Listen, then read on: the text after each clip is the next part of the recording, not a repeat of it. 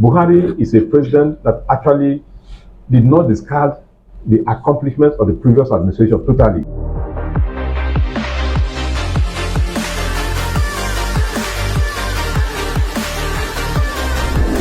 Hello, welcome to Noble TV Live with Lily Kevin.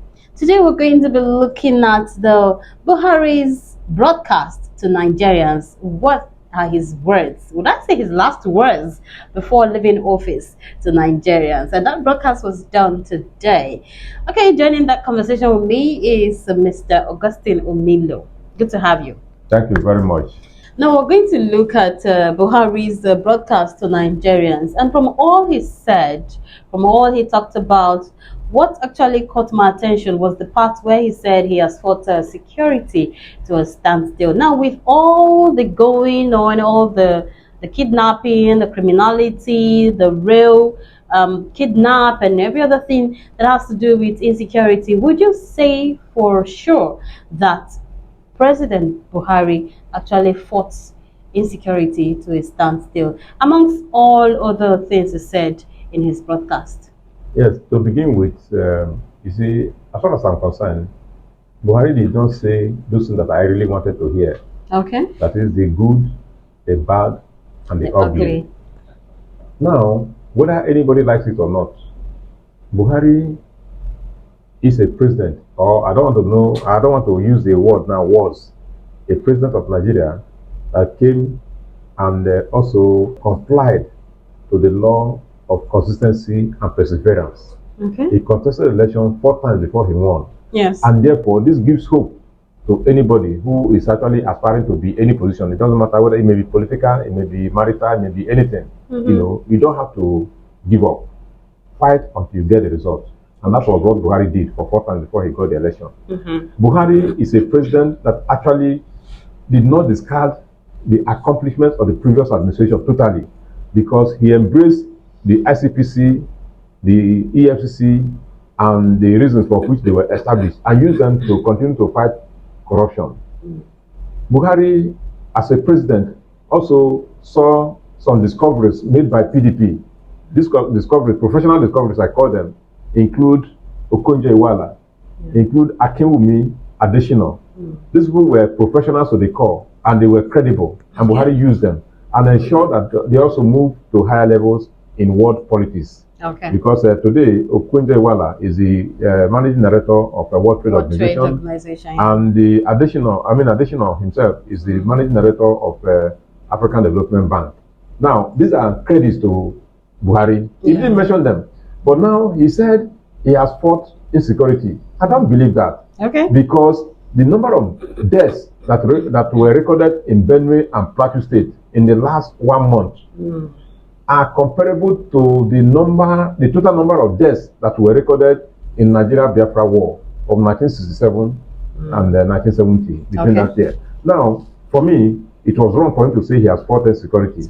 Now, then Buhari said he's leaving Nigeria in safe hands.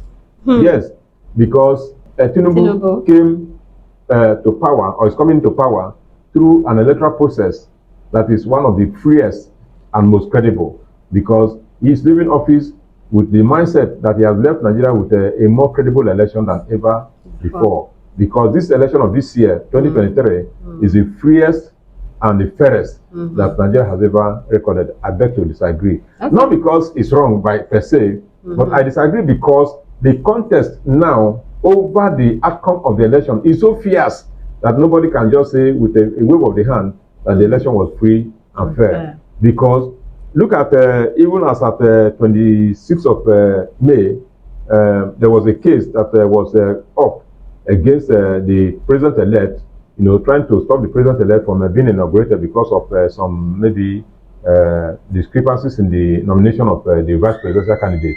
Yes, the Supreme Court has given verdict that those were they call them a busybody kind of approach. Yeah. Yes, and we are still on. So he can't say the election was the freest, because even the election that brought him up in 2015 was not contested by the man he took over from. Yeah. And now we have over 2 people. More than 2 parties. Yes, contesting the election. So he can't say it was the freest and the fairest in the country. And again, if you look at the economy today, you know, sometimes I tell people, I say the economists are deceiving Nigerians. Because when they say the inflation rate is now over 20%, people tend to believe that yes, it's over 20%, which means that the inflation rate is just 20% and not. They begin to calculate based on that. But I say no, it's not correct. Because if you look at the price of pure water, for example, in 2015 it was 5 naira, but 2023 is 30 naira per sachet of water. This is over 250%.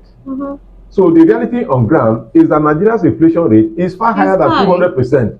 So economically speaking, Buhari cannot say that he's leaving Nigeria in a better economic safe hand, you know, because he mentioned the fact that the COVID-19 pandemic came and dealt a devastating blow on the economy, and the government was able to ensure that there were palliatives for people, you know, they described as the vulnerable. If you talk about palliative, how many places did this palliative get to? Go That's to? Another question. Yes, so that question now is yet to be answered because I have interviewed a lot of persons. I discovered that yes, there were some people who received palliatives in millions, but the vulnerable, as it were, many of them never received any palliative. So that to me is a kind of maladministration on the part of Buhari. So I best to disagree with over 70% of his claims in this broadcast of 28th of May 2023. Okay, so let's talk about the award given to so many persons by Buhari, and one of which is Emefiele and the Anyuku.